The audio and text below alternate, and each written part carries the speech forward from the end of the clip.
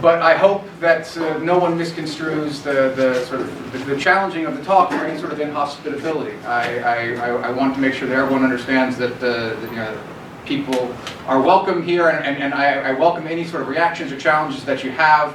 I believe very much in cordiality and being welcoming. As you have all welcomed me here, I would like to make sure that I return the favor. So please understand where I'm coming from with regard to this. It's not an attempt at a personal attack. It's not an attempt to make anyone feel bad. It's just an attempt to try to get people to think a little bit about something which they might not normally otherwise. Okay, so with that sort of preliminary in mind, I want to make sure that I spell out the aim of my talk at the outset. It's twofold. It is first off to say that God, as is typically construed in sort of most mainstream theistic faiths, is actively hostile, if not absolutely antithetical, to an adequate moral philosophy. And if we want to save morality, thus we should reject belief in God. And so to make my case, I'm going to draw on three primary sources, three primary angles of approach. The first is my home discipline of philosophy, in particular the areas of divine command theory and the Euthyphro dilemma. If you know anything about philosophy of religion, you're probably familiar with those. I'll do a little bit of a biblical analysis, and in particular looking at what I will call the pseudo-morality that you find within the Bible. And then lastly, theology, in particular the branch of theology known as theodicy, which is an attempt to reconcile the existence of God with the existence of evil. So I'm going to go through these each sort of one at a time. So I'm of the opinion that anytime you're trying to have a conversation about God, the first thing that you need to talk about is specify which God it is you're referring to, because of course there are many things which have gone by the title God or gods throughout history. And so we have literally thousands of candidates to choose from. So when I say that theism, the belief in God, leads to the collapse of ethics, I want to make sure that I'm clear as to which one. I'm not talking about Zeus, Thor, Baal, the god of the deists, or any of those other potential deities out there. My target is most, but probably not all, variations of Yahweh, the Judeo-Christian Islamic God. It's always possible, especially for anyone in this room, that you might hear the characterization I put forward of God, and your response might be, well, that's not the God that I believe in. And to that I can only say, well, more power to you. I'm not claiming to be able to speak to necessarily to every individual conception of God that's out there, and it's entirely possible that certain conceptions of God will completely avoid all the critiques that I level here tonight. So if that's where we end up when we end up, then it's a nice sort of compatible kumbaya moment there at the end. But I do think that the picture of God that I am going to be considering here is one that is fairly mainstream. So it's entirely possible that you and many other people in the world might not believe in the particular vision of God that I am critiquing. But I hope you will recognize this God that I am critiquing. I hope it will be something that you know people who believe in this God. So even if it doesn't end up criticizing your God, it ends up criticizing a God that is nonetheless worth being criticized and worth thinking critically about, because it is a popular understanding of God. And so we should, it will behoove ourselves to pay attention to it. Yeah. So I'm claiming that a belief in God is antithetical to an adequate morality. What do I mean by adequate morality? This is, of course, a huge, major issue of contention amongst moral philosophers.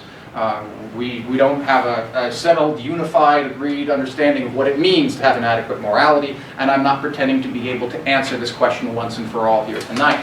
What I'm going to do is outline a cluster of things which I think are, broadly speaking, acceptable to the idea of something that would have, things that would have to have in order to qualify as an adequate morality. And these four things are, it has to be generally consistent with our common sense morality. Now, the key thing here again is generally consistent. I'm not meaning to be slavishly loyal to common sense morality. Common sense morality can sometimes be wrong. Common sense morality changes a lot. So I'm not meaning to give any sort of ultimate authority to common sense morality. But broadly speaking, if a set of moral principles goes completely against our common sense morality, that's a problem for that moral system.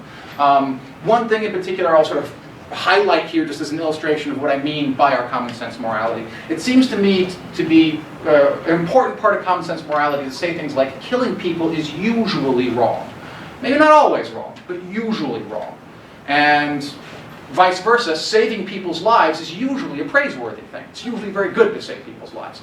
Not always, perhaps, but usually. And so if something conflicts with that, if something can't make sense of those sort of fairly basic, fairly non-controversial moral claims, then that's a problem for that moral view.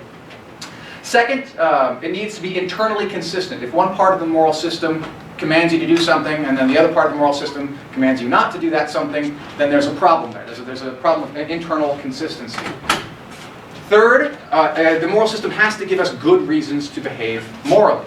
And what qualifies as a good reason is another thing that's notoriously fickle amongst philosophers, and another thing I'm not pretending to be able to answer. All I mean for my purposes here is it has to be more than simply prudential reasons or self-interested reasons why we should behave morally. It's got to speak to us a little bit more deeply than just it's in your own best interest to act this way. And then fourth and finally, it cannot command more of us than we can reasonably be expected to accomplish. If it says that we ought to do something, it should at least be possible for us to do that something. And so in a nutshell, what I'm going to say is that God, as construed in mainstream theology, fails on all four of these criteria.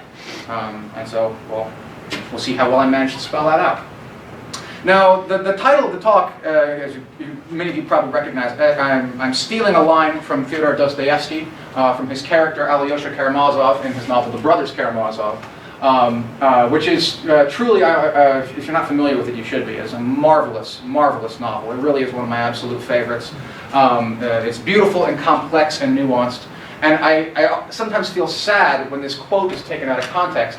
For one, because it's often attributed to Dostoevsky himself. And that's probably not really accurate. It probably didn't quite reflect what Dostoevsky himself felt.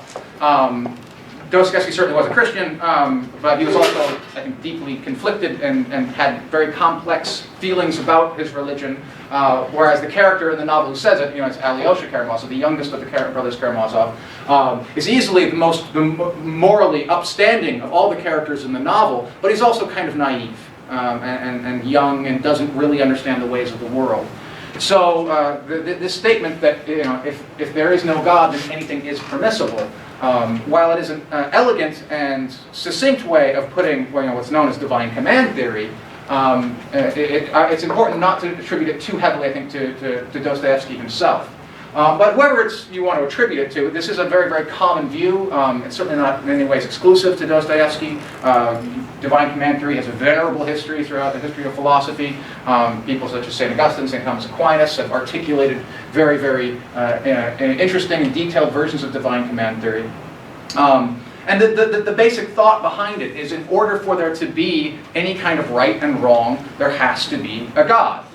In order for there to be a moral imperative of any kind, there has to be someone who gives us a set of moral principles and a sort of rules. Without a sort of a moral lawgiver, you have no moral law. The analogy that's sometimes used if you think about the civil law. Without a government, you have no civil law. Without a legislature passing laws, there's nothing that's legal or illegal. In a state of anarchy or a state of nature, there's nothing that is against the law because there is no law. And by parity of reasoning, without a moral lawgiver, there could be no moral law. There's no reason for murder to be wrong and no reason for saving people's lives to be good, is the thinking. That is the sort of the in a nutshell version of divine command theory. Now, the biggest problem with divine command theory actually predates Christ himself, and that comes from Plato. And it's a very famous dilemma he put forward in a dialogue called the Euthyphro, in which Plato's main character and mentor Socrates challenges this other fellow by the name of Euthyphro to explain to him what the nature of right and wrong is. And Euthyphro's answer is the divine command theory. Right is what the gods command, and wrong is what the gods condemn. Other than the polytheism versus the monotheism, the basic divine command theory structure is right there. Now, even though this dilemma is, well over 2,400 years old, I do not believe it has ever been satisfactorily answered. I'm certainly not alone in that. There's many other philosophers that also feel there has yet to be a satisfactory answer, even though there are people who have been trying for over 2,000 years. The heart of the dilemma is this. When you say that God without God there would be no morality. What exactly are you saying? Is the claim that God dictates morality, or is the claim that he recognizes morality? Or to rephrase the dilemma another way, does God have a reason for making murder wrong, or is God the reason that murder is wrong? I hope you sort of see the subtle difference between those 2 points. On the first horn of the dilemma, God, something like murder, has absolutely no moral quality to it at all until God steps in and condemns it. And it's only the act of God condemning it that makes it immoral. On the second horn of the dilemma, it is immoral even before God condemns it, and God just sort of sees something in it and tells people they shouldn't murder because of something about the act of murder. And as Plato construes it, whichever way the divine command theorist goes, they're going to be in trouble. On the first horn of the dilemma, if God decides what is good and what is bad, then the good is not determined by any sort of deeper reason. It's simply the caprice of God. God flipped a coin or something like that in his head and said, oh, murder, that's going to be immoral, that's going to be wrong. You can't appeal to any deeper reason, otherwise you're not on the first horn of the dilemma. The only way it can actually work is that God does not pick it because of something, he picks it just because he picks it. So if God were to, say, change his mind and suddenly decide that murder actually was good, on divine command theory, murder would be good. Murder could even be morally obligatory. Now, of course, under most traditional understandings of God, God doesn't change his mind like that, and that's absolutely fine. I'm not suggesting that God is going to be that kind of a capricious person or being. But at the same time, there is, fairly long traditions of God doing things like commanding people to kill. Probably one of the most famous stories here is the story of Abraham and Isaac. If divine command theory is correct, if this first interpretation of divine command theory is correct, then when God commands Abraham to kill Isaac, it would be immoral for Abraham to not kill Isaac. Just as it's normally immoral to kill your children, which I hope we can all agree with, it is normally immoral to kill your children, it would be just as immoral if Abraham does not, because by disobeying the command of God, he is, by definition, on this account, doing something that's wrong. One might also think of Andrea Yates, who some of you may remember. She was a woman who back in, I think it was 2001 or so, back in Texas, she drowned her 5 children in a bathtub because she was a little crazy. She thought that God was commanding her to kill her children. And again, I don't mean to make light of her situation. Obviously, it's a very tragic situation. But from her point of view, she was doing what she thought she was morally required to do because apparently she accepted this sort of vision that whatever God commands is by definition moral. Now, I don't know where you guys stand on this, but I often poll my students when talking about the story of Abraham and Isaac, and what I will ask them simply, straightforwardly, if God, if God came down and commanded you to kill your children, you haven't gone crazy, you really is God and he really is commanding you to kill your children, how many of you would do it, and how many of you think it would be the right thing to do, whether or not you would do it? I hope you can see the difference between those 2 questions. And what I find when I ask my students that is that even the ones who consider themselves devout Christians oftentimes will resist the idea that it would be the right thing to do. Sometimes a few of them will say, yes, if it really was God, I really would do it. But that seems to be very, very few and far between on average. So, heck, I'll ask you guys, by show of hands, stipulating, again, that it is God. For the, you are not crazy, it really is God. God really is commanding you, and much as Abraham, he refuses to tell you why. He won't tell you why he wants you to do this. He's just saying, I command you to do this.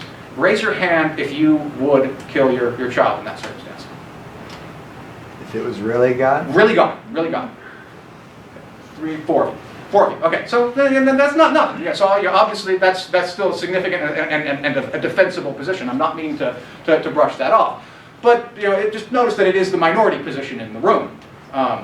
So that does put a certain amount of pressure on the person who wants to take that stance and recognize that you're fighting an uphill battle at that point. So I think what that suggests is that's at least sort of weak evidence that this way of understanding the relationship between God and morality flies in the face of common sense morality. It's not something that's not how we think morality works. We think that if it's wrong to kill your children, then it's wrong to kill your children. It doesn't matter what God says. That's something that seems to cut pretty deep, even amongst people who believe in God. And so what that implies is the first horn of the dilemma is wrong. And so that takes us to the second horn of the dilemma, that God recognizes what's good and what's evil. So when God says, thou shalt not kill, that doesn't make murder wrong. He's just saying, here, there's something about killing, there's something about murder, which is so terrible, it's important for me that you guys understand you shouldn't do it. But when he does that, then it really isn't God's command that's doing the actual work anymore. And on this horn of the dilemma, the work is being done by something else. It's not really clear exactly what it is, but it's not God's command.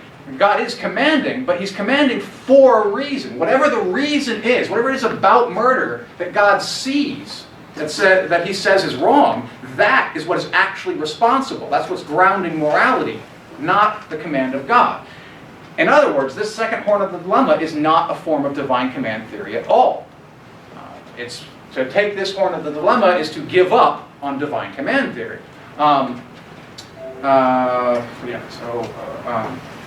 Now, it might still be the case that we need God in order to know what these things are. Maybe we can't see what it is about murder that makes it immoral. But that's a question for moral epistemology. It's not a question for the ontology, for what it is that grounds morality. And that's supposed to be what the divine command theory was doing for us, and it's no longer succeeding in doing that. Well, maybe we should split the horns of the dilemma.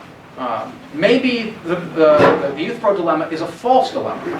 And the proposal here is that there's at least one other option besides the two that Plato puts on the table. And it's hard to articulate exactly what that is to everyone's satisfaction. But usually what I hear is something like this. God neither recognizes nor dictates goodness. Rather, God's character just is good. Something about God's being is just essentially and necessarily good. If you'll permit me an analogy, consider a yardstick. A yardstick does not dictate how long a yard is. A yardstick does not decide or recognize how long a yard is. A yardstick is just a yard. And likewise, the suggestion goes, God just is good. It's not a decision he made. It's not something that he recognizes. It's something just that flows from his nature. It is the kind of being, the kind of entity that he is the definitive standard of goodness in the universe. Now, I respect this general strategy. I am a big fan of splitting the horns of dilemmas. There's lots of false dilemmas out there. Anytime someone says you have to choose A or B, my first thought is always, is there a C out there? So I definitely want to encourage people to think like this, both with regard to the youth-pro dilemma and other dilemmas, to try to find other ways of understanding what's going on. But I simply think this particular move, at least as I've articulated it up here, won't work. If any of you have another way of articulating a third option for the youth-pro dilemma, I would love to hear it in the Q&A. But the way I presented it up here, I don't think is actually going to succeed. And here's why. For a couple of reasons. First off, it's a very strange thing to say that the concept of goodness is a being. There's lots of concepts out there. There's the concept of triangularity. There's the concept of humanity. There's the concept of an economy. And exactly what these concepts are is complex and confusing. It's not at all clear exactly how we should understand it. There's a whole long history in philosophy of how to understand what concepts are. But as a general rule, I know of no one who proposes that concepts are entities or beings with a conscious will and a deliberate intention in this way. So it is ontologically peculiar, at least, to say that goodness is God, or God is goodness in this way. But okay, maybe sometimes ontology is weird. Sometimes strange things happen. So maybe this is just an exception to that general rule. But it gets worse.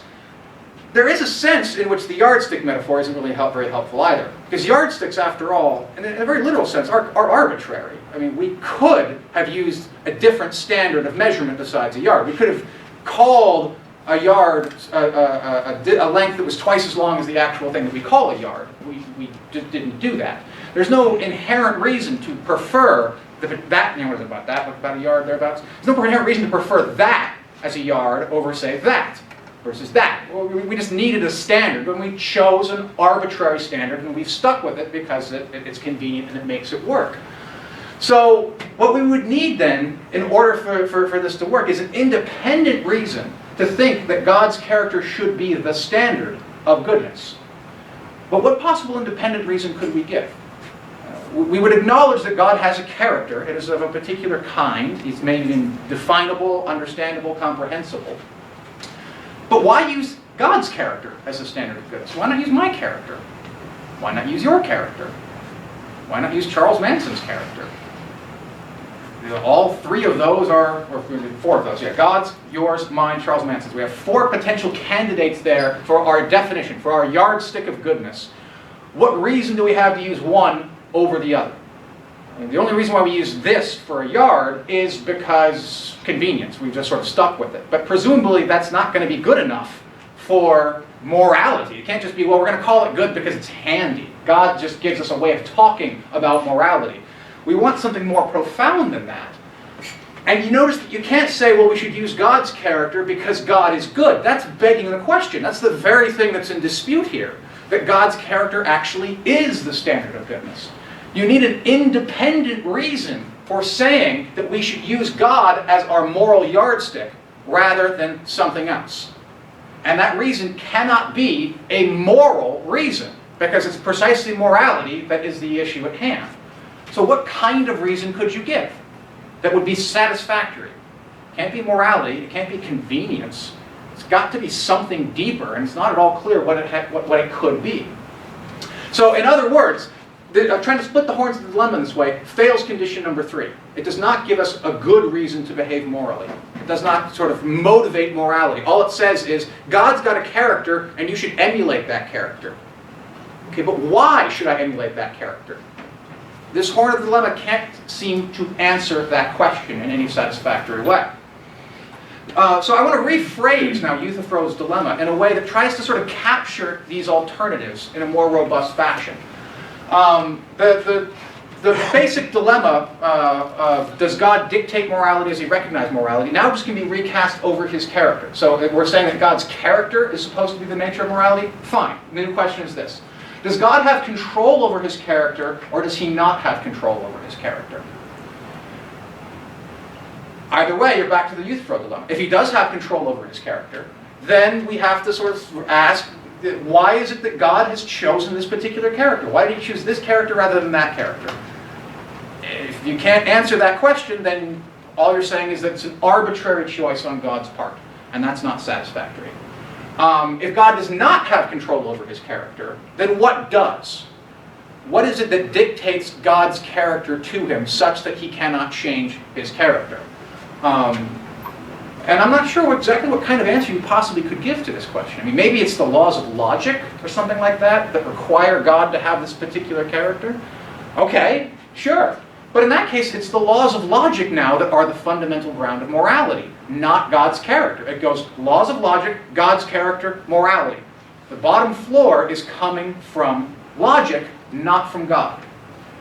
But if God is the bottom floor, if there is nothing else beneath it, then we're back to that first horn. And there really is no good reason why we should follow or emulate God's character. And I really think this dilemma is intractable. Concepts, even the concept of goodness, they're always contextual in nature.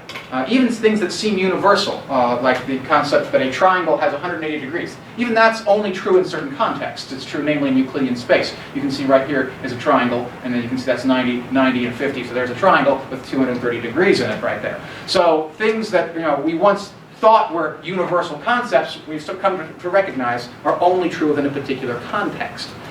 So what is the context in question here when we're talking about God's character being good? What is the framework? What is the point of reference? Now again, the whole point of the divine command here is supposed to be that God is the frame of reference. But it doesn't appear as though frame of references really kind of work like that. It doesn't seem as though you can ground concepts in this sort of abstract fashion. Because whatever it is that you're using to ground it, whatever X it is, God's character, laws of logic, whatever the apologist is proposing to be a solution to the dilemma, other than the principle of the original two horns, the dilemma is going to crop up again. And we're just going to ask, does God have control over this X, whatever this X is supposed to be? And if he does, we're at arbitrary. If he doesn't, we're back at God not being the foundation of it. So whichever way you go, I really don't think there's a way around this dilemma. Once it's properly understood, I really do think that the Euthyphro dilemma is intractable and unavoidable. Now, thus far, all of this is old hat. If you've ever taken a philosophy of religion course, you haven't heard anything new so far. All of that is pretty much just fairly standard philosophy of religion 101. Even if everything I've said there it holds and is successful, all that really shows is that God cannot be the foundation for morality. This is where I want to contribute something a little bit more novel to the conversation. I want to go a step further. I don't simply want to say that God cannot be the foundation for morality. I want to say that God actually is hostile to the existence of an adequate morality. And again, I want to repeat that this, I recognize, is a challenging position. It's not one that I think I'm absolutely 100% convinced that I'm successful of here, but part of the reason why I want to come out and talk, so I can bounce it off other people and see what they make of it. So why do I think this? Why am I inclined to believe that the existence of God is actually hostile to an adequate morality?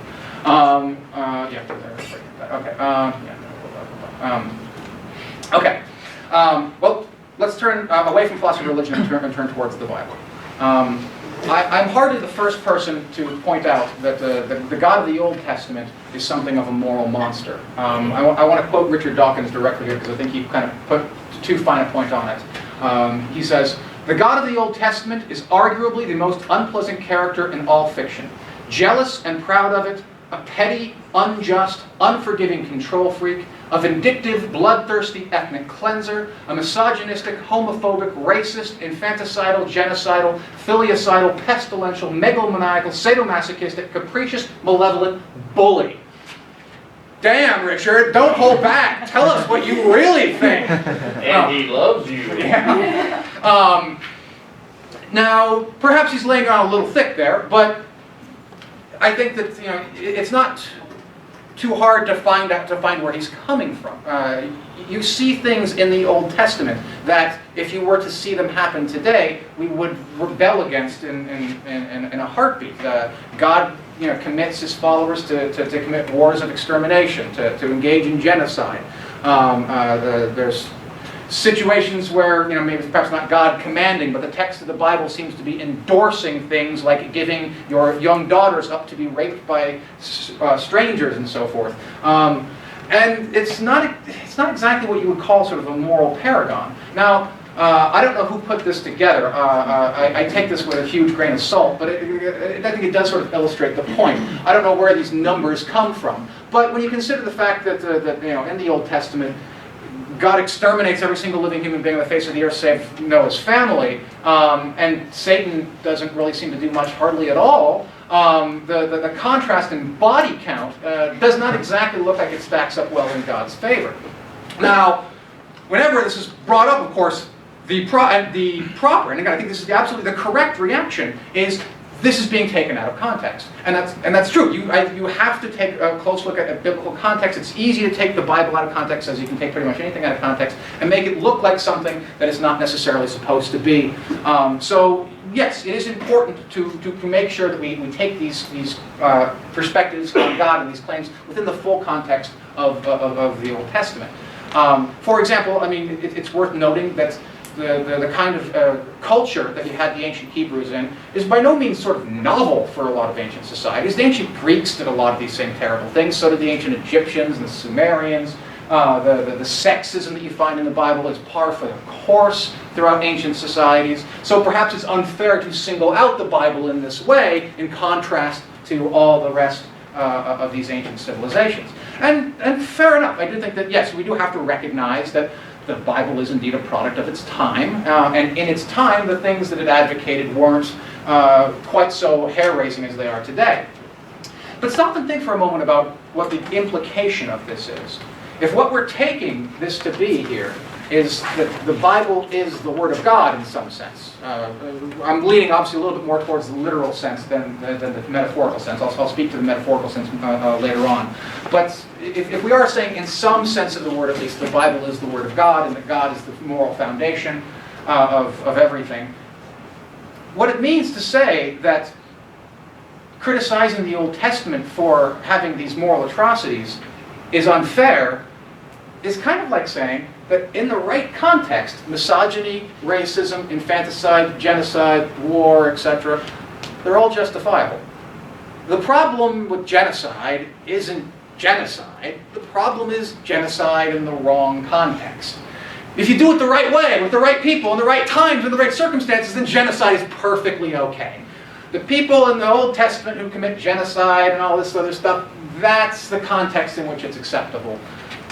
It's just no longer acceptable today. And to this I can only say, look, I mean, A, isn't it usually the religious types that are screaming about the horrors of moral relativism, about what a terrible age we live in where anyone can decide what's right and wrong? This seems to me to be a bit of an irony. That's when push comes to shove on the Old Testament, they start pleading moral relativism, saying, oh, it was a different time back then, the rules were different back then. But okay, fine. Maybe that's they're allowed a certain amount of relativism in their diet. But really, it's hard for me to sort of fully take this proposal all that seriously. That genocide can be justifiable. That genocide can be permissible. Genocide can be a good thing. Frankly, I kind of see this as a core admission of my thesis. If genocide is permissible, then anything is permissible. How can you say that genocide is okay, but rape's unacceptable? That's not that you can't do rape. You can kill entire groups of people for their ethnic heritage and their background, but rape is unacceptable. Wait, no. Once genocide is in the door, anything is in the door, and that's my core. It's the title of my paper right there, right? It's if God exists, anything is permissible. If genocide is permissible, anything is permissible. If God can justify genocide, then God can justify anything. And frankly, that's QED. That's a core admission of my thesis right there. Okay. Now, that's Old Testament. Let's say a little bit about the New Testament. I do think that you can see genuine moral progress between the Old Testament and the New Testament. If you take a close reading, there's improvements. It's not quite sexist, for example. I mean, it's still pretty sexist. Okay, let's not get ahead of ourselves. But it's not quite as sexist as the Old Testament. Women are no longer treated as property; they're just treated as slightly less human than men. And you know, I say that a little tongue-in-cheek, but that is at least an improvement. But for all the improvements that you do notice in the New Testament, I think that two of the most morally atrocious ideas in the history of human thought are presented in the New Testament. And that's the idea of hell and the idea of heaven. You didn't hear me wrong. I think the idea of heaven actually is one of the most morally atrocious ideas that human beings have ever thought of. I'll return to heaven later. There's going to be a whole section on that. But I want to speak now briefly to the notion of hell. In the philosophy of punishment, there's something called the principle of proportionality. You probably know it as the phrase that punishment should fit the crime. It's a basic principle that says that a minor crime requires a minor punishment, a moderate crime requires a moderate punishment, a major crime requires a major punishment. It's considered to be an injustice if you're sent to jail for 50 years for jaywalking. That is a minor crime. It should have a minor punishment, not a major punishment. And the reverse is also true. If you commit murder and you only get a small fine, that's also an injustice for the same reason. It violates the principle of proportionality. Now, this principle, I think, is a key component of common sense morality. I think that we believe fairly deep down that morality requires that the punishment fit the crime. Now, exactly what it means to fit the crime, of course, is debatable, but the general principle seems pretty solid. Now, if hell meets two criteria, which I find to be fairly uncontroversial. A, it is a punishment, and I think it most certainly is. Pretty much every depiction of hell I've ever heard of is definitely suggested as a punishment. And so if it's a punishment, and B, if it's eternal, if it lasts forever, if you never get out of hell, then by definition this has to violate the principle of proportionality. Because anything that you do here on this earth while you're alive is by definition a finite sin. Any sin that you commit, no matter how terrible, I mean, even like Hitler or Stalin or Mao killed millions and millions of people. I mean, that's pretty serious stuff. But that's still a finite number of people. That's still a finite number of sins. If hell is an eternal punishment, then Hitler, Stalin, and Mao are going to be being tortured in hell for 1 billion years for every single person that they killed, every single second of every single life that they deprived of, and then after they're through all that, they still have eternity to look forward to. No one can deserve that. It's simply impossible to do something so terrible, at least here on this earth, on this mortal plane, that can be worthy of infinite sin, or infinite punishment. No finite sin can warrant that. So anyone who wants to maintain that these two things hold about hell, and again, I think these are fairly common beliefs about hell, I think they're conceding there that it violates our common sense morality. It violates this principle of proportionality, that the punishment should fit the crime. Okay, another thing that comes up frequently in the New Testament. The New Testament seems to portray this recurring theme that suggests that there are no such thing as morally good people. The book of Isaiah, after that is Old Testament. All our righteous acts are like filthy rags before the Lord. That one is the Old Testament. But the other two are New Testament. No one is good except God alone. That's Mark. There is no distinction, for all have sinned and fall short of the glory of God. The letter to the Romans.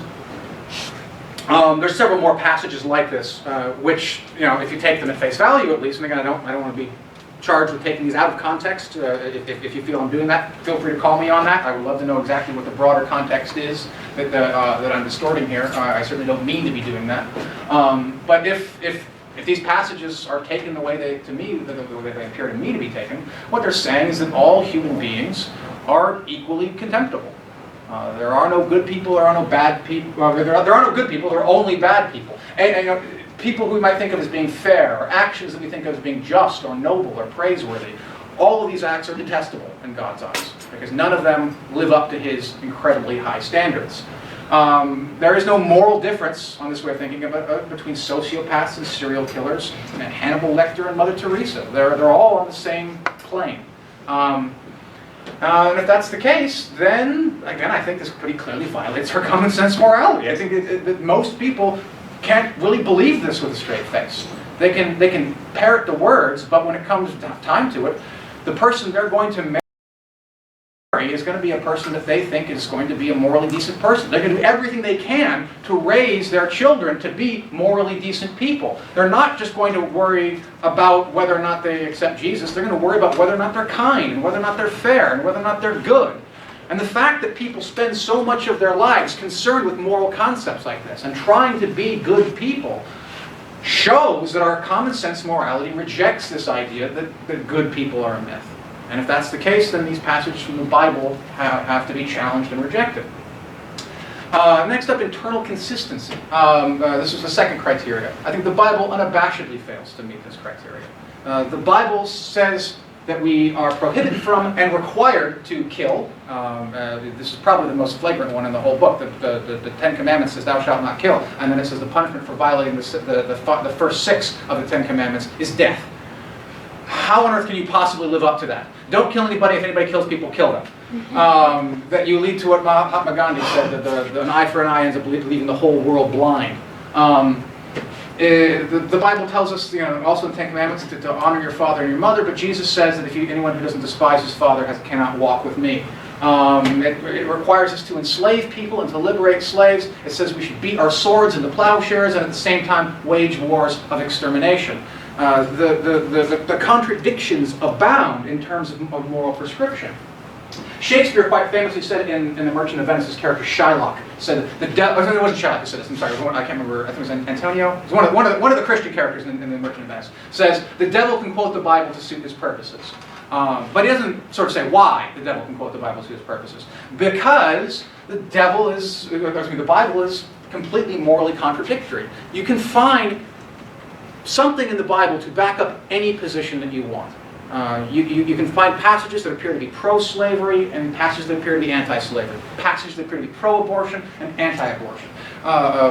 You name it. You name a morally controversial issue. You can find someone drawing on the Bible to support that. It has all the consistency of a vat of cottage cheese. It is a deeply, deeply contradictory book, and that is a problem if you were going to use it as any kind of foundation for morality. And once more, back to the story of Abraham and Isaac. This has to be one of the most sort of flagrant examples of this sort of self-contradiction. God says, thou shalt not kill. And then he says, kill. And then when Abraham goes to kill, he says, don't kill. Kill. So just we have the order straight. It's don't kill, kill, don't kill. I'm quite frankly a little amazed at Abraham's patience in response to this. The comedian Louis C.K. compared God in this story to being a shitty girlfriend, was his phrase. If you don't do it, you don't love me. Fine, I'll do it. Why would you do something like that? Oh God, what do you want from me? And yeah, that kind of frustration really, it's not, I wouldn't call it the moral of the story, but it's something that I think we should notice about the story, of how deeply contradictory it is. Okay, condition number 3, the desire to motivate morality. The typical story here is one that you've at least heard before if you don't necessarily buy it. It's captured by the Christmas carol we sing every year to children. He sees you when you're sleeping. He knows when you're awake. He knows if you've been bad or good. So be good for goodness sake. Wait, what? Huh? Be good for... No, be good because you want presents is what that is saying. God is watching over you and he won't give you presents unless you behave. That's the whole...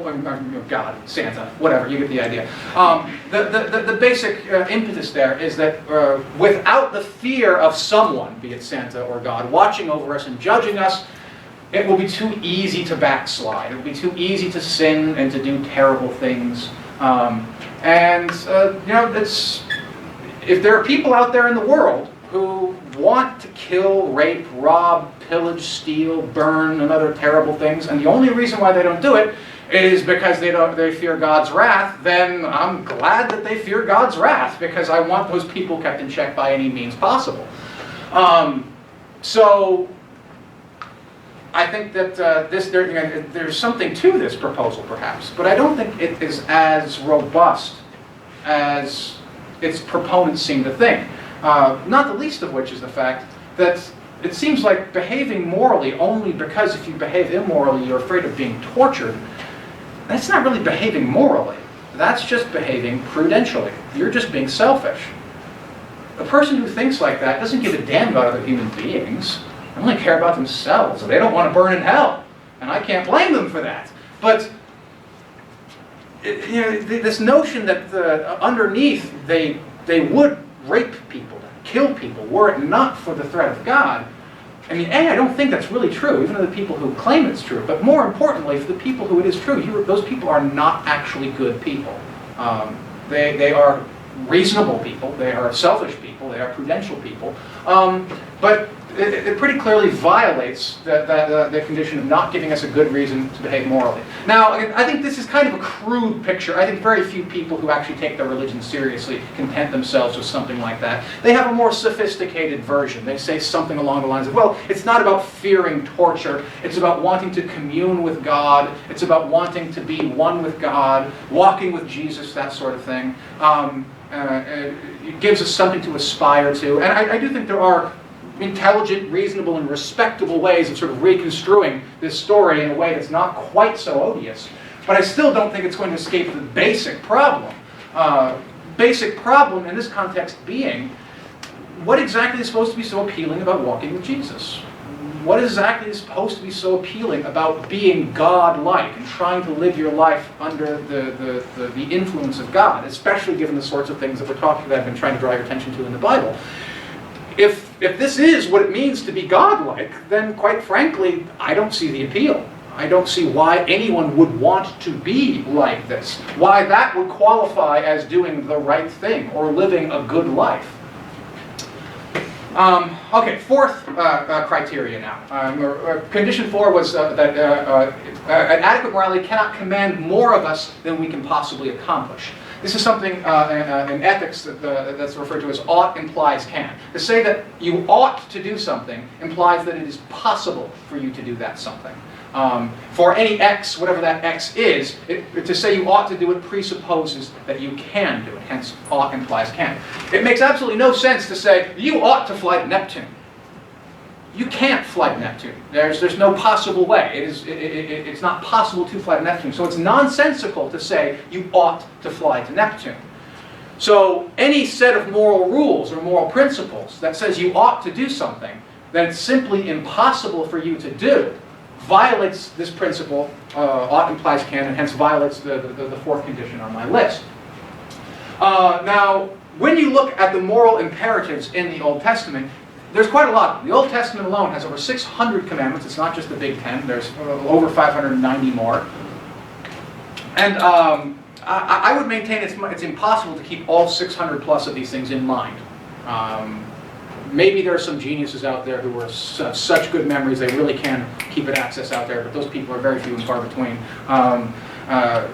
Keeping all of these things and abreast of all these things, I think, is impossible. And that's just thinking about them, much less following them, much less living their lives. You know, Orthodox Jews go through considerable strain in their lives to try to follow these principles. And you know, I think they would be the first to tell you that they don't succeed in this regard, even the ones who really, really try. Now, some of these rules are incredibly arcane. Just to pick one at random, how am I supposed to know if an idolater has touched my wine? You know, a lot of wine comes out of California. There's a lot of idolaters out there. I mean, we live in a global economy. I mean, what if I get it from Venezuela? You know, unless you're growing your own wine, there's really no way to make sure that an idolater hasn't touched your wine. But the Old Testament is quite clear. You're not supposed to let an idolater touch your wine. So that's kind of strange. But it's not really just the strange ones that unnerves me. It's the ones that are just flagrantly immoral. Perhaps most famously, requiring a woman to marry her rapist. Now, again, the apologetic spin on this is an attempt to get a rapist to take responsibility for his actions, to make an honest woman out of her, and that's so it's not about forcing the woman into a marriage; it's about forcing the rapist to take moral responsibility. Which, of course, is just two sides of the exact same coin. I mean, even if that's the intention, even if that's what it's supposed to be, it still is the fact that this woman is being forced to marry someone who did something terrible to her, and she doesn't really have any say in the matter. At no point does the Bible say, if this is what she wants, or anything like that. It doesn't care. She has to marry him, he has to marry her. That's the Old Testament. Back to New Testament once again. Jesus commands us to do things which I would say are psychologically impossible. For example, he tells us to never be angry. He says in the Sermon on the Mount, you know, you have heard it said, thou shalt not murder, but I tell you that he who is angry at his brother hath murdered him in his heart. So it's not enough just not to commit murder. That's a reasonable restriction. I fully agree. Thou shalt not kill, thou shalt commit murder. I'm on board with that. But thou shalt not be angry. Thou shalt not hate. I'm not sure if that's psychologically possible to go through your entire life never being angry, never hating anyone. He commands us to never lust, because he says it's the same as adultery. Now, I'm a married man. If I cheated on my wife, she would have every reason, I think, to be mad at me. That would be grounds for divorce. Absolutely, she would be legitimate in being mad at me. If I look at another woman, is that the same thing? Jesus says it's the exact same thing. Jesus says no difference. If my wife wanted to divorce me just because I looked at another woman, I would say she's being unreasonable. I would say she's holding me to a standard that is unreasonably high. But Jesus seems to think that this is a perfectly acceptable standard. Oh, of course, he also commands us unabashedly to give away everything we own. He says this multiple times. That you know, rich man has a great camel has a great chance of getting to the eye of a needle, and a rich man has to get into heaven. So it says the rich man to give away all your property and follow me if you want to come walk with me. Vows of poverty are required of all Christians from Jesus' mouth alone. Now, I'm not saying that these things maybe aren't noble to aspire to. I'm not saying maybe we wouldn't be better if we hated less or lusted less or if we gave away more of our property. But the idea that these are required, that we have to do these things, seems to me to be ridiculously high. It's way too demanding. It's perhaps not impossible in the literal sense of the word, but to say that this is something that you have to do is just way too much. Now, according to Christopher Hitchens, the entire point of these rules is that they are impossible to live up to. He compares them to the kinds of laws that totalitarian dictators pass.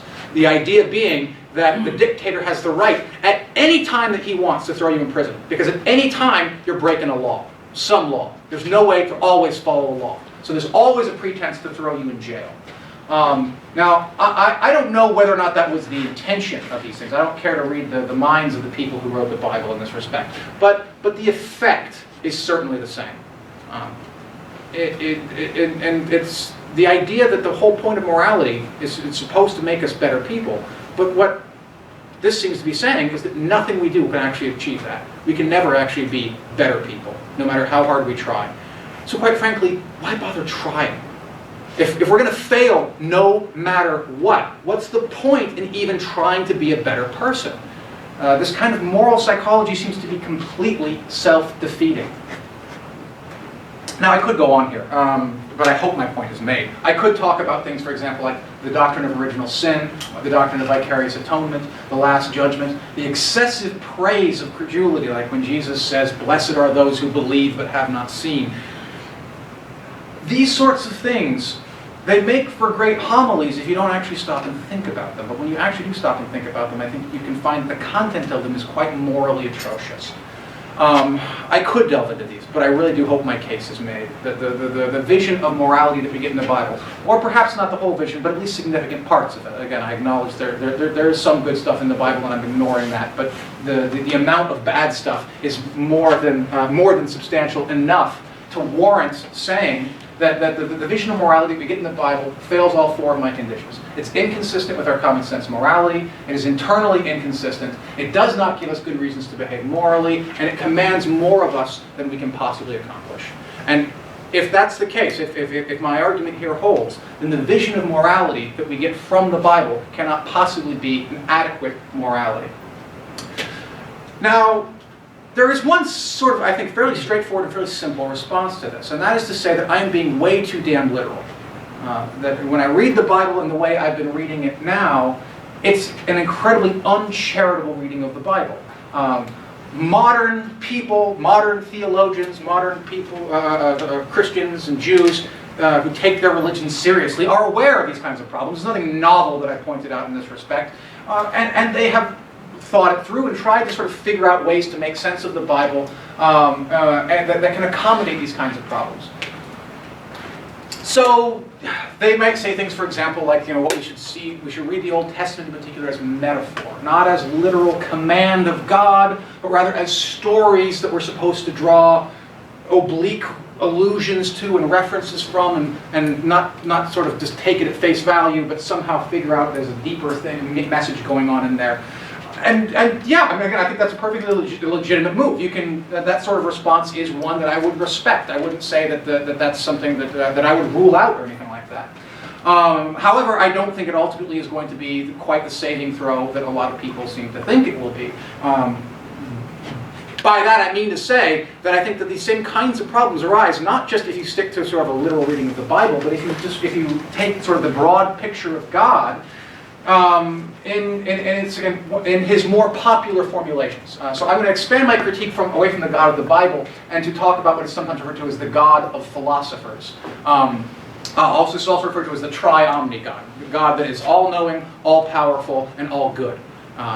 So that particular picture of God, again, I realize it's not universal. Not all Christians or Jews believe God has those three criteria, but many of them do. And that mainstream vision of God, if it holds, will ultimately lead to the collapse of ethics. Now, the broad study here again falls under a very popular problem called the problem of evil, which I doubt that many of you, if not all of you, are familiar with. The basic suggestion is that there is some sort of incompatibility between the following four premises, which seem to be held by most believers. First off, God is all-powerful. Second off, God is all-knowing. Third off, God is all-good. And then fourth, evil exists. So again, as the picture here suggests, you have omniscience, omnipotence, and omnibenevolence, and those are like the three legs that are holding up the table of God. But the question is, how can evil fit on top of that table? It seems like if God is all three of these things, there's at least a superficial inconsistency going on here. And the attempt to reconcile these four premises in some way or another, in the broadest sense, is referred to as theodicy. A theodicy is an attempt to make sense of God allegedly having these three properties and the existence of evil at the same time. Now, there is an easy way out of the problem of evil, and I've already sort of alluded to it. The easy way out is to just say that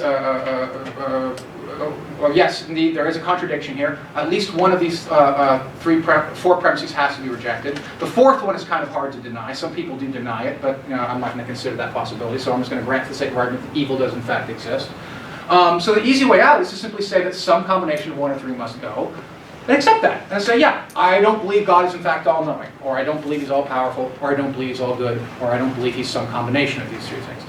If you're comfortable with that, then pretty much everything else I'm going to say from here on out isn't going to touch you at all. If you are like that picture of God, great. You don't have nothing. You have nothing else to fear from me from the rest of the night. But I also think that this is, while it's easy, and while it's certainly logically consistent, and it avoids the central problem by biting a bullet this way, it has a problem of being something that I think flies for many theists in the face of their definition of God. I think many theists think that if we say that God isn't all-powerful, then what we're saying is that God doesn't really exist. If we're saying that he isn't all-knowing, then we're saying that God doesn't exist. If he's not all-loving or all-good, then he doesn't exist. So for many theists, even if not necessarily all of them, God has to be these things, otherwise he does not exist.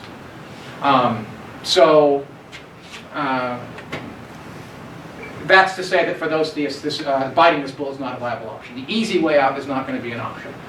So some kind of theodicy has to be attempted. Some attempt to intellectually reconcile these four premises together has to be presented. And there's a wide variety of theodicies. I mean, and when you study the philosophy of religion, it really is a very rich and rewarding literature to see all the different ways that these things can sort of attempt to be reconciled. So I'll throw a couple up here, which some of you may have heard of. The most popular is probably the famous free will defense. There's also something called the soul-making theodicy, the idea that evil makes our souls. We become better people over time because of evil.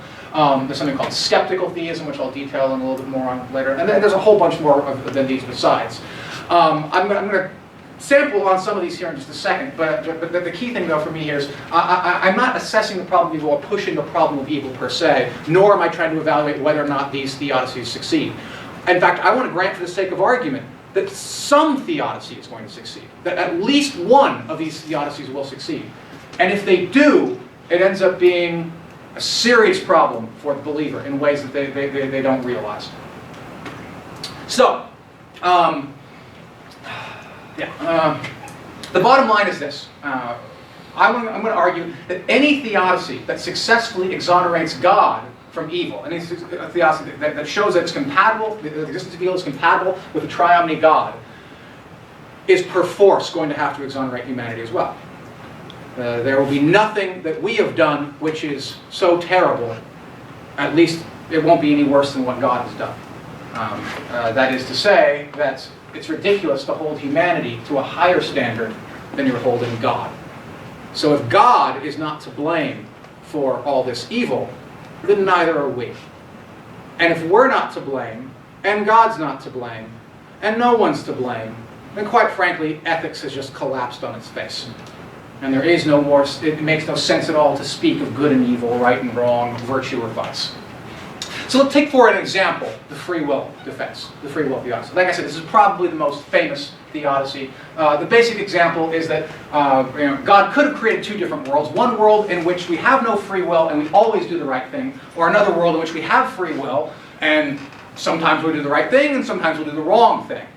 The suggestion is that between those two worlds, the second world is actually the morally superior world. It's better to have a world in which free creatures occasionally sin than a world in which there's just a bunch of robots who always do the right thing. Now, I don't mean to assess that argument. Let's just grant for this. I want to grant for the sake of argument. Let's say that, okay, this works, that the free will defense will succeed. God deliberately chooses to make a world in which people have free will and they will occasionally sin. And it's morally better for this. What sense does it then make to punish people for exercising the free will that God has given them? Because that's part of what makes this a better world. If they had free will but always did the right thing, then that sort of seems to defeat, if that were a possible option, that's obviously the world God should create. God could have his cake and eat it too. We would have free will and would always do the right thing. If that world is the world God could have created, he would have done that. But he didn't do that, so that's obviously not an option. It's got to be either that we're all robots who do the right thing, or we occasionally sin. If this is the better world, then it's actually a good thing that people occasionally commit murder. It's a good thing that they once in a while go for genocide. Because if they didn't do that, if they always were doing the right thing, then they're not creating this world that God has wanted to create, in which people will occasionally exercise their free will. So if you're exculpating God, then you're exculpating humanity. The idea that God's choice to create a world in which he knows people are going to do all these terrible things, but he's not responsible for it. We shouldn't blame him for it. But we should blame the people who do those things. That seems utterly preposterous. That's kind of like saying, imagine a computer programmer who's going to create artificial intelligence that's going to do all kinds of terrible, horrible things. And the programmer knows the AI is going to do all these terrible, horrible things. But the programmer's not to blame. It's the AI's decision to do all those terrible, horrible things. I don't think any of us would hesitate to say, no, the programmer shares the responsibility here. The programmer actually has to accept, even though it's not the programmer that's doing these terrible things, the fact that he knew in advance that if he created this program, it would do these terrible things. He has to be blameworthy for those actions. So the notion of moral responsibility here, the idea that people are in fact responsible for their actions, is coming under direct threat. It seems as though God is now taking a fairly large share of our moral responsibility away from us by giving us this free will in the first place. It doesn't fall on the murderer alone. It falls on the murderer and God, since God chose to give the murderer that capacity to murder. And that really kind of makes a mockery of the whole idea of moral responsibility. Especially when we are, finite, fallible, ignorant, impulsive, short-sighted, and weak-willed. We have all these terrible flaws that God has built into us. But God is flawless. What sense does it make to hold him to a higher standard, given that he's perfect? And given that we are so fallen, we're supposed to be held to a higher standard than him. I hope you see the tension there and the problem with that. So if God bears no responsibility for rapes, murders, and genocides and so forth that his decisions have wrought, then we bear no responsibility for those rapes, murders, and genocides either. Because our decisions have done no worse than God's. And if that's the case, then quite frankly, I think that the idea of free will is going to be just inherently contradictory to the idea of moral responsibility. If indeed the free will theodicy succeeds, then morality is gone. There's no sense of right or wrong anymore. Okay, what about skeptical theism? This was another one I mentioned. Again, the basic idea behind skeptical theism, the person who I like most who articulates this is the religious scholar Houston Smith, who again, I'm a very big fan of. I think his writings are very, very insightful. But this is one particular thing that I have to say I do not care for in his writings. The way he tries to sort of do with theodicy is to say that what we perceive of as evil only appears that way to us because of our limited human perspective. We don't really know the nature of right and wrong in the way that God does. It seems, when terrible things happen, we feel that they're evil and awful, but that's only a result of our short-sightedness.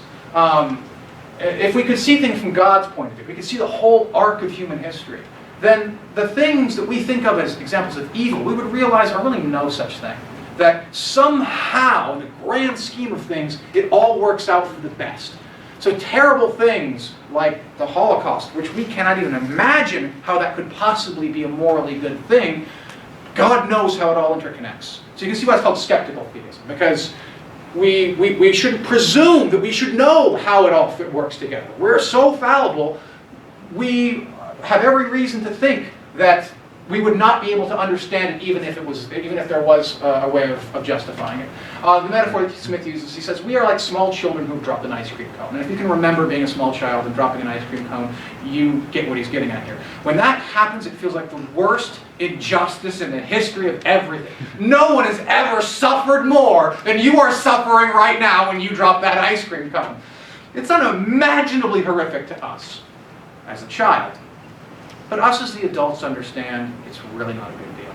You're going to get over it. You're going to be fine. 10 minutes are going to go by. You're going to forget about it. It's not just even that the pain's going to go away. You're going to forget that you ever had ice cream in the first place. And you're going to move on to playing with your new toy, and you're going to be happy.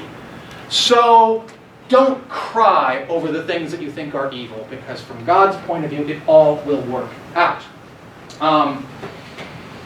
So, like I say, again, while I like Smith very much, I do not like this particular move because I think it fails to take evil seriously. I have never met Houston Smith, but I've imagined conversations with him, and I would not do this if I met him, just walk up to him and say this, but I couldn't get in a conversation with him. The advice that I would give to him on this point is that I would say that it's quite frankly really dehumanizing, and it's very, very insensitive to the suffering of human beings. When I was living in Houston, I worked at the Baylor Medical Center at the hospital, which was right next door to the university where I did my grad work, and I did rounds, and I spent some time in the neonatal oncology ward there. And as horrific as it is to see babies with cancer, the worst part of it all is seeing the mothers who love their children more than anything else in the world, and there's nothing they can do to help them. All they can do is sit there and watch their children die, and it's completely heartbreaking. And anyone who I think is attracted to skeptical theism should go to the neonatal oncology ward and find a mother whose young child is dying, pain-stricken of cancer. I decided to be nice to all of you and show you this picture. I could have shown you much, much worse things. And tell that mother that her agony is just a lack of perspective. That what she's feeling isn't really evil. That in some grand cosmic sense that she just can't understand, it all will work out. Now it's possible that she might actually take comfort in that. People respond in different ways to this thing. There are some people who actually can internalize that and take that and use it as a source of solace. And again, more power to them. I would not take anything away from someone in a position like that. If that helps them, by all means, I want that to help them. But I know from experience that there are other women in this situation who would really give you an earful.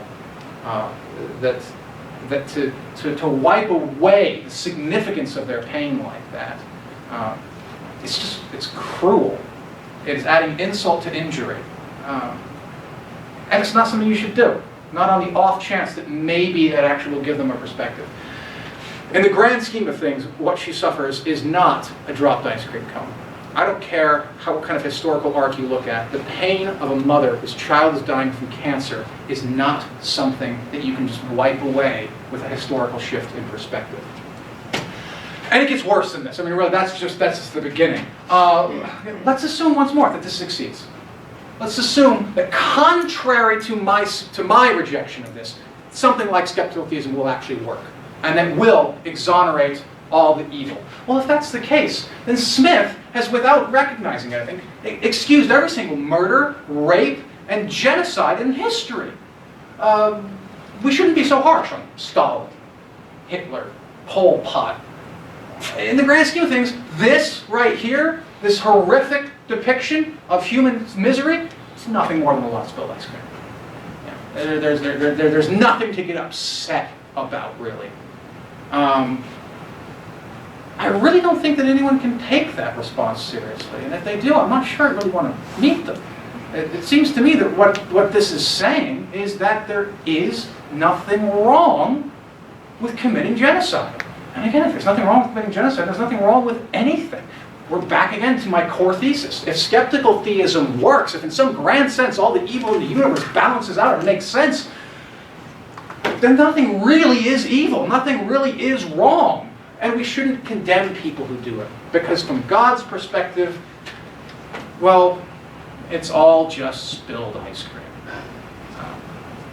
And if it's all just spilled ice cream, then quite frankly, there is no evil. There's nothing to condemn. It's all the same. So what I mean to say here, again, I hope you understand my strategy here. Again, I'm not meaning to pick necessarily on this theodicy or that theodicy. My strategy here is to say that any theodicy at all that succeeds in reconciling God and evil does too much. It ends up abolishing the idea of moral responsibility. It ends up abolishing the idea that there are some things that we should do and some things that we shouldn't do, which is a core part of an adequate morality. And so, if theodicy works, then it's going to have to fail condition one. It is not going to be able to fit with our common sense morality. And it only gets worse from here. A few years back, some of you might be familiar that there was an interesting dust-up between Richard Dawkins and William Lane Craig. You probably know who they are, but just in case, William Lane Craig is a very famous philosopher and apologist, and Richard Dawkins is a famous atheist and biologist. And William Lane Craig is an expert debater. He really is a masterful rhetorician. He's made quite an art form out of debating people on issues of religion. He challenged publicly Richard Dawkins to a debate. And Dawkins very publicly turned him down. And what he cited in turning him down was something that William Lane Craig had said, in which he tried to defend the Jewish extermination of the Canaanites. The Jews came in and they didn't just wipe out the members of the military or military-aged men, they wiped out everyone. It was total war, it was complete extermination, including children and other non-combatants. And they did this because God told them to do this. And William Lane Craig had said in print that this was a morally good thing to do. And Craig Dawkins said, I refuse to share the stage with someone who can believe something that atrocious. Now, it should go without saying that I am inclined to agree with Dawkins, that you can't justify something like that. The slaughter of children en masse because of they happen to belong to the wrong tribe, that is not something that in principle can be justified. In principle, that is unjustifiable. I could be wrong in that, though. I will want to admit, I'm a fallible human. I've made mistakes before. Maybe it is justifiable. But what doesn't justify it is the story that's presented in the Bible or the story that's given by people like William Lane Craig. That certainly does not succeed in justifying it. Craig's response was frankly to double down. I don't want to quote him directly here, so you all know that I'm not putting words in his mouth. Craig's response to this was, I would say that God has the right to give and take life as he sees fit. Children die all the time. If you believe in the salvation, as I do, of children who die, what that means is that the death of these children meant their salvation. People look at this genocide and think life ends at the grave. But in fact, this was the salvation of these children, who were far better dead than being raised in this Canaanite culture. That was his official, and again, he has that wasn't just like spur of the moment. He has said this sort of thing repeatedly over and over again. Now, I will grant Craig this much. If his fundamental premise is true, then his conclusion follows. If indeed it is true that God has the right to give and take life as he sees fit, if children die all the time and that these children go to heaven and so it's their salvation, and then indeed it wasn't a bad thing that the Jews slaughtering the Canaanite children was in fact a good thing. If you grant him that basic premise, I think his conclusion follows. My initial inclination, of course, is to not grant him that premise. I think that that's wrong. But again, let's set that aside. Let's assume that he's right. Let's assume his basic premises here are correct and his conclusion follows. Think about what that implies. The exact same logic can be used to justify every single abortion and act of infanticide in human history. Because there isn't a single child alive today that wouldn't be better off dead than in their own culture. It doesn't matter whether that culture is better than the Canaanite one or not, because the alternative is heaven. Heaven is going to be infinitely better than any culture here on earth. What Craig is saying is killing those children was okay because it sent them to heaven. Then kill your children, because you will be sending them to heaven. We're back to Andrea Yates. She did the right thing by killing her children because she sent them to heaven. In fact, abortion and infanticide become morally obligatory if this is true. If you believe this and you don't kill your children, then you're a moral monster. You are depriving your children of a guaranteed one-way pass into heaven. By not killing them, you're running the risk that they will sin and that they will fall short of God and that they won't get into heaven later on. You have a golden pass to send them to heaven right now. Why on earth would you not take it? Why gamble with the eternal fate of your children's souls? So, I really don't see any obvious way around this problem. If you really believe that children go to heaven when they are automatically, when they're killed, as Craig seems to believe, then killing every single child on the face of the planet is absolutely what we should do. It seems almost inarguable to me if you care at all about the immortal souls of your children. Now this brings us to what I was foreshadowing before, the problem with heaven. I said that hell is a terrible idea, but I think heaven actually is even worse in many ways. And the reason why is because you can generalize this problem well out beyond just abortion and infanticide. Frankly, if it's true that paradise awaits us when we shuffle loose this mortal coil, then there's no good reason not to kill our children.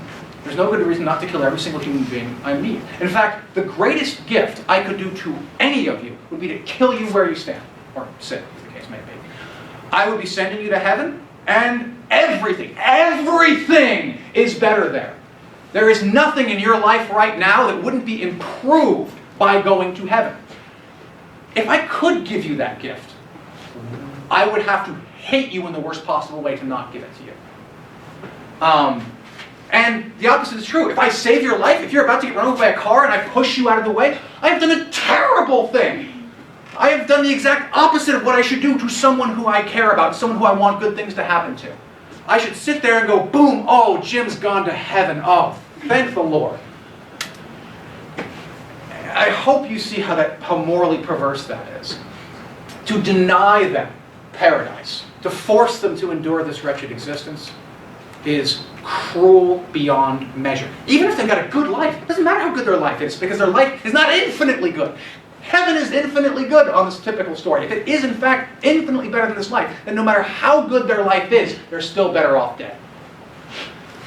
So, one possible problem is, what if they go to hell? I mean, imagine there's probably just a few people in this room who probably wouldn't make it into heaven if I were to kill you all. If I send you to hell, I'm obviously not doing you a solid, right? That's obviously a terrible, terrible thing. So maybe the reason why we shouldn't kill people is because we don't know. You know, we should be modest and not presume we know the eternal fate of these people. So we should step back and just sort of let God sort it out. Well, as far as I can see, there's only real three possibilities as far as this could play out. The first possibility is that the person in question is in fact saved. And that is to say that they will go to heaven if they die. And if that's the case, then it's win-win. I kill that person goes to heaven, they win, and I win, because I've done them a solid. I've done them a real favor by sending them to heaven. So that's win-win. If that's the scenario, everything's good. Second scenario, the person in question is not saved, but had I not killed them, they would have been saved at some point in the future. So maybe they're 25 years old now, they're currently not saved, but if they lived until they were 30, they'd get born again, and then they would be saved. But because I come along and kill them at 25, they never get to that point. Well, remember, the God we're talking about here is omniscient. He knows everything. So God would know that that person would have gotten born again at age 30, were it not for my interference. What kind of prick would punish that guy for what I've done? You know, he would have gone to heaven if only I hadn't killed him. There's no way that a morally just God would allow that to happen. So it seems to me obvious that if God is both all-knowing and morally just, he's going to let that person into heaven anyway. Because to not do that would be to punish them for my actions. And that's, again, in conflict with our common sense morality. The third option, of course, is that they're not saved now, and no matter how long they live, they're not going to be saved. Well, if that's the case, then by killing them and sending them to hell, I have helped God punish a wicked sinner. Justice is done. Under none of these scenarios have I done anything wrong.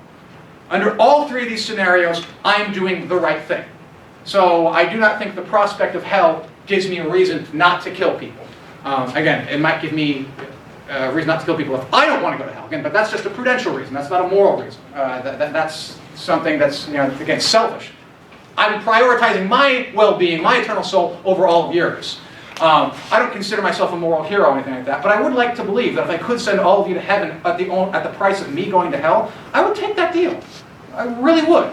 That would be a noble thing for me to do, to guarantee all of you passage into heaven in exchange for my soul. I don't say that lightly, and maybe if you actually offered me it, I would in fact be a little bit more cowardly and selfish than I imagine myself to be. But I would like to think at least that I would have that kind of commitment. Now, okay, here's the other possibility, of course. So wait a minute. Why shouldn't you kill people? Because God tells you not to kill people. It's right there in one of the 10 Commandments. Thou shalt not kill. Isn't that reason enough for me not to kill all of you? So you don't need any of this complex theology or complex philosophy to figure it out. All you need to know is God tells you don't kill people, and you should just follow that rule. To disobey God is just wrong on that. Isn't that reason enough not to kill people? I gotta ask though, again, I hate to bring it back to the complex philosophy, but why is that a reason not to kill people? If everything I'm saying thus far is true and correct, what possible reason could God have to want me to not kill you? Does he hate you that much? Does he want you to endure this mortal coil for so much longer? He doesn't want to spend eternity with you in heaven? What possible reason could God have to command us not to kill? We're right back to Euthyphro. It doesn't seem like God could have a reason to command us not to kill, because all the good reasons are in favor of killing. So we're back to the first point of the dilemma. All we're saying is we should follow God because we should follow God, because God tells us not to kill people. Not for any reason, but just because God tells us to. But that kind of arbitrary whim, that kind of arbitrary caprice, doesn't seem like a legitimate reason for doing something. We want deeper, more profound moral reasons for behaving, rather than just because God says so. Okay, you've been very patient with me, and I really do appreciate all your time and attention. I've gone over my time. I want to try to sort of wrap up here, to summarize. What I've been arguing today is that both the God of the Bible and the God of the philosophers fail to meet these four conditions for an adequate morality. They are not generally consistent with our common sense morality. They are not internally consistent. They can't give us good reasons to behave morally, and they command more of us than we can possibly accomplish. I didn't say that specifically, but again, if my argument is correct, then the morally correct thing to do is to kill as many people as possible. I don't think I can do that. I think that's asking way too much of me. In conclusion, I want to point to who's probably my personal favorite Christian philosopher, and that is Søren Kierkegaard. Søren Kierkegaard, 19th century Danish existentialist philosopher, and he writes a fantastic, an amazing book about the story of Abraham and Isaac. And he really reinvents the story. He thinks about it in a very, very novel way. And what he says is that the story of Abraham and Isaac is a collision between morality and faith. Kierkegaard is not a divine command theorist. He does not say that God's command makes it moral. In fact, he says the whole point of the story is that there are some things in life that are more important than morality. And what he says we should aspire to is what he calls the teleological suspension of the ethical, which is some fancy philosopher speak. It basically means the recognition that God should be more important to us than anything, even morality itself. The name of the book, by the way, I forgot to mention, the name of the book, in case you're wondering, is called Fear and Trembling. And in Fear and Trembling, he says, he describes this character that he calls the Knight of Faith. The Knight of Faith is the religious ideal for Kierkegaard. That's the person who places their commitment to God above even morality itself. They make the leap of faith. That's a phrase that Kierkegaard actually, technically speaking, Kierkegaard's phrase actually is the leap to faith, but it got mistranslated in the original English translation as the leap of faith, and the mistranslation is kind of stuck. So we call it the leap of faith. He says Abraham makes the leap of faith. He does not understand why God has commanded him to do this. He knows it's immoral. It is immoral, but he's going to do it anyway, because he puts his commitment to God above everything, including morality itself. Now, I actually do think Kierkegaard is half right. I think that morality and faith do, in fact, conflict like this. I just think he chose the wrong side. Rather than saying that the right thing to do is to suspend the ethical in favor of our commitment to God, the right thing to do is to hold on to the ethical and suspend our commitment to God. That is to say, if we want an adequate morality, and I think we do, if we have an adequate morality, and I think we do, then we have to abandon belief in God. So there's the book right there. Thank you all very much.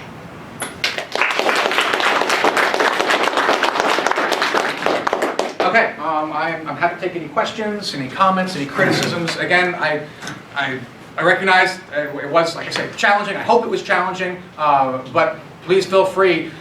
Show no mercy. Hit back with all your force, all your might. If you see any problems, I want to know what they are. The scenario in which you described a mother who should kill her children. Supposedly, God is all-knowing and would know if the child would eventually sin, right?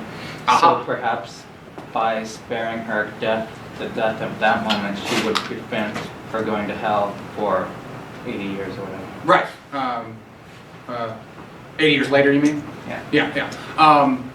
Yeah. And that's kind of using one of the things that I use, but in a slightly different context. Yeah. So, do you want to say then that is a that makes it okay for her to kill her children, or? I'm saying that it would still be morally justifiable because you're sending a sinner to hell. Right. But maybe she wouldn't want to just because she likes her child. Yeah, but then again, that particular way of thinking about it seems still kind of selfish. Yeah, that I want to hang on to my child because I like them. I don't. It still makes it non-obligatory though. Yeah, and I think you're right about that. It would make killing them not morally obligatory.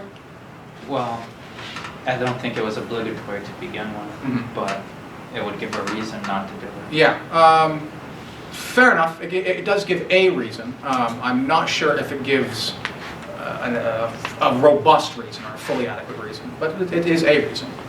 Yes. Now we were talking about Christian, Islamic, Judeo religion, basically. That's all it is. First of all, my first question is, it sounds like the Bible has given us choice because of the, the actual, like one verse says this and another one contradicts that verse. Okay, so basically, it's not from that, I assume, that it's giving us choice, and then as far as the stories out of the Bible being contradictory or out of context, that pretty much explains that. I think that if you really look at that big picture of that. Yeah. Can I speak to that point before you go on to your second point? Yeah. No, I think that there's merit to that reply. I do think it is a sophisticated reply, and I'm not sure how many Jews, Christians, and Muslims writ large are going to necessarily accept that. But that is the kind of reading that the existentialists in particular, people like Kierkegaard, rather like, because they tend to be kind of big on choice. But one problem with that, though, then becomes, if it is as inconsistent as I try to portray it, then it's not clear how it can be any kind of moral foundation, because what that would seem to imply is, well, we can choose to read this passage this way, and that will justify this action, or we can choose to read that passage that way, and that will justify the opposite action. And it seems then like you could justify any behavior whatsoever. And if you can justify any behavior whatsoever, then my core thesis collapses at this.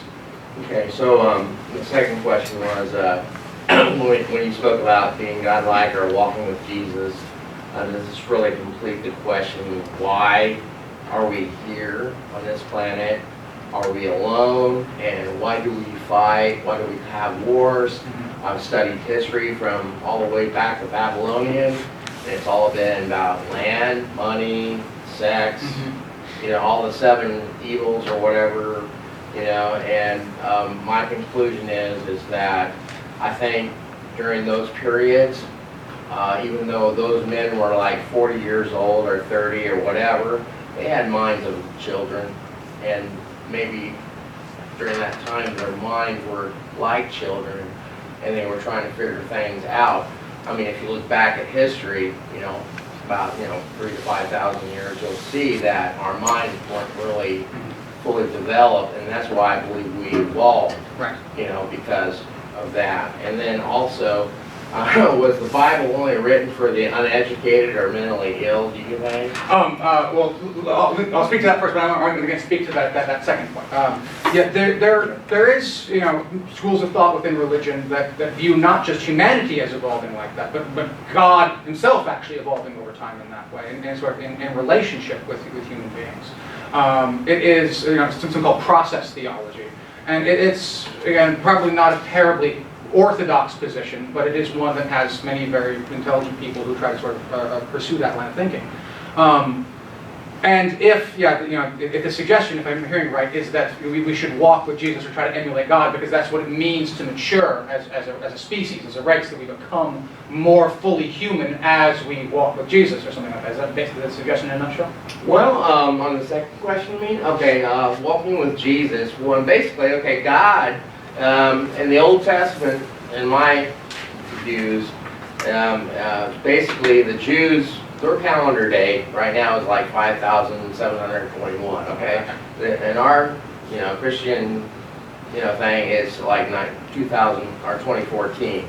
Okay, well, the Old Testament, I believe, was made from the Jews, Abraham and all, and whatever. I don't know who actually, where it actually got put together, because I really don't know about all the authors, you know, in the Bible, and I don't know. I'm not sure anyone does, to be honest, but yeah. Yeah, and also, you know, it's the fact that the New Testament is talking about a person that was recently here 2,000 years ago, you know. Whether I haven't seen him or not, you know, whether I want to believe in him is my choice. But also, I believe that what he was doing, other than the, you know, magical miracle things, there was a purpose in that. You know, I mean, you can check out any religion in the world, and it has the same story.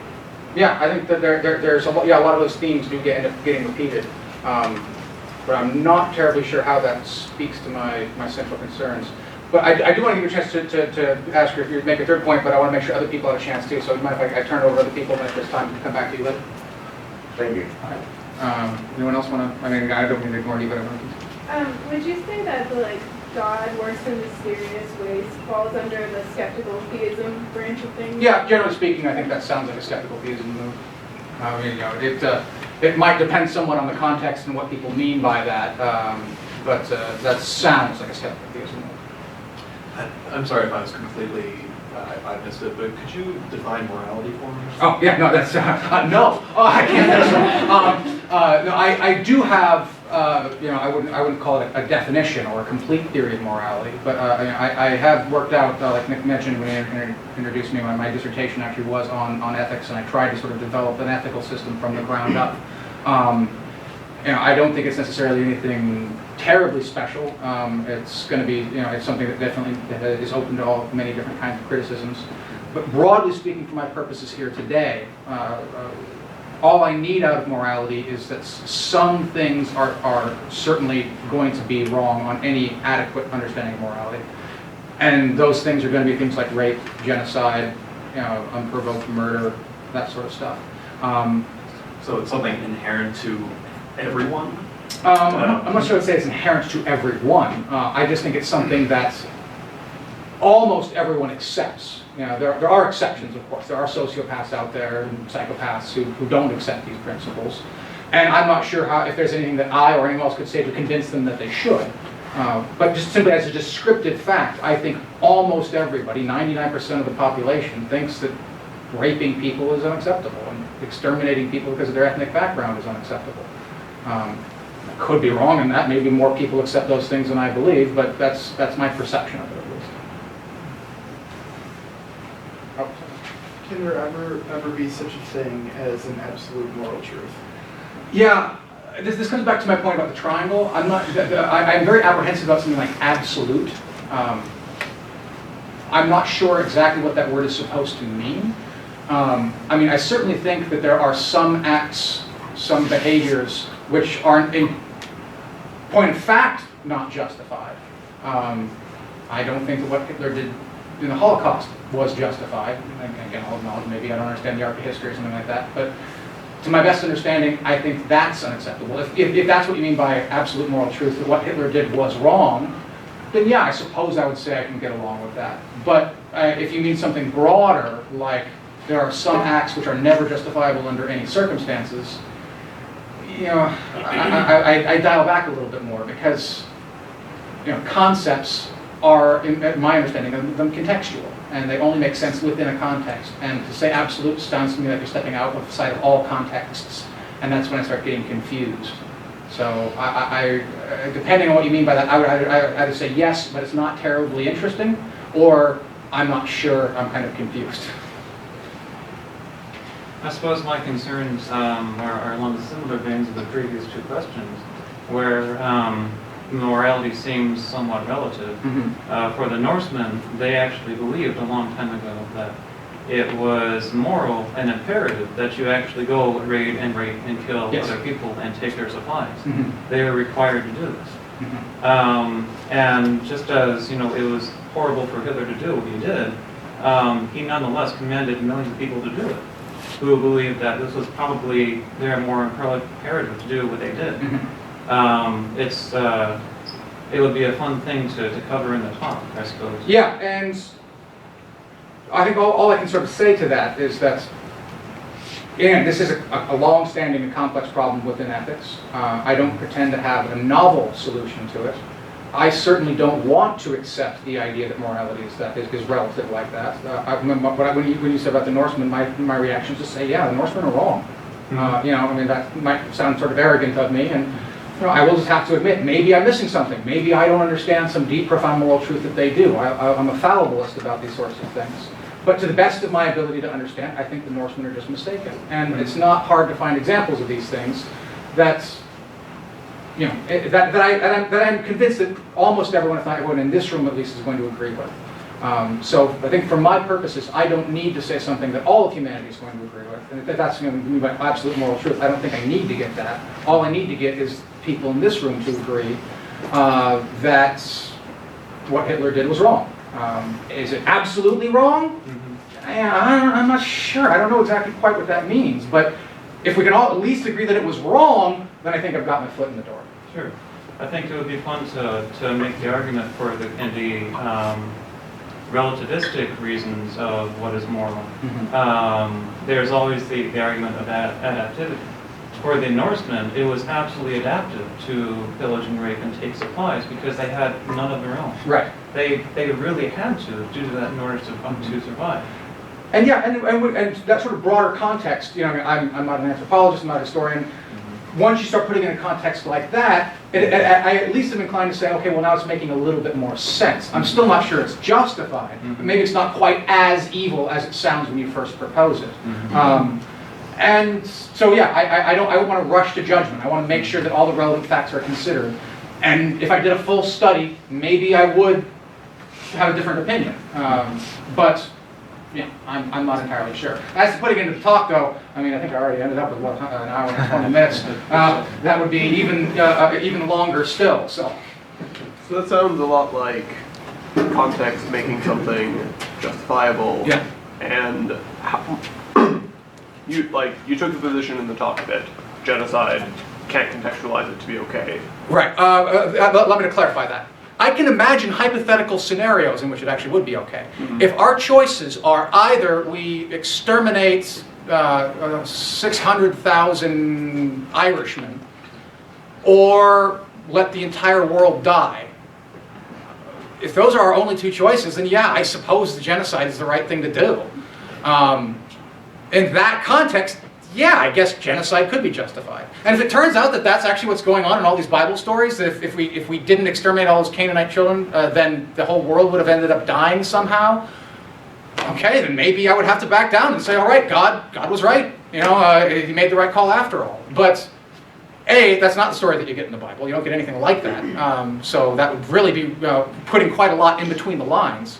And B, that kind of thing seems like pure philosophical thought experiment. I'm okay with doing thought experiments. Thought experiments are fun. But when you are talking about something as morally serious as genocide, you don't want to lose sight of the actual human beings that are dying just for the purposes of thought experiment. So the core point for my talk, I think, is that in practice, genocide is never justifiable. Even if in some hypothetical scenario, maybe it is.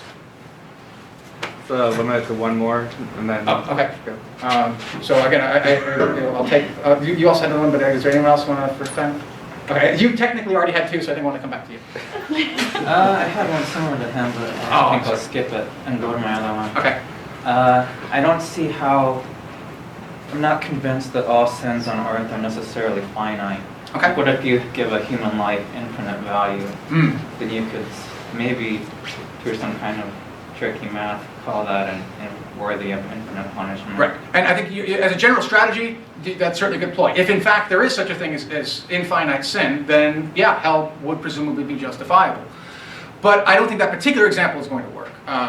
You can give a human life infinite value, but if we are presuming, as the story seems to presume, that when people die physically, they end up going to heaven or hell, then their life still has infinite value. I haven't actually destroyed that value. All I've done is shifted it from one plane of existence to another. So I would have to not just kill them, I have to kill their soul or something like that in order for that to qualify as an infinite sin. And again, I don't think that's not the story that we get. The story isn't when you kill somebody, you kill their soul. The story is when you kill someone, either they go to heaven or they go to hell. So maybe there is an infinite sin, and I just haven't imagined it, but I don't think that particular one is going to work. I think Nick has said that we want that to be the end. So thank you all very much. If you want to talk to me afterwards, I'm happy to have one-on-one conversations. So thanks again.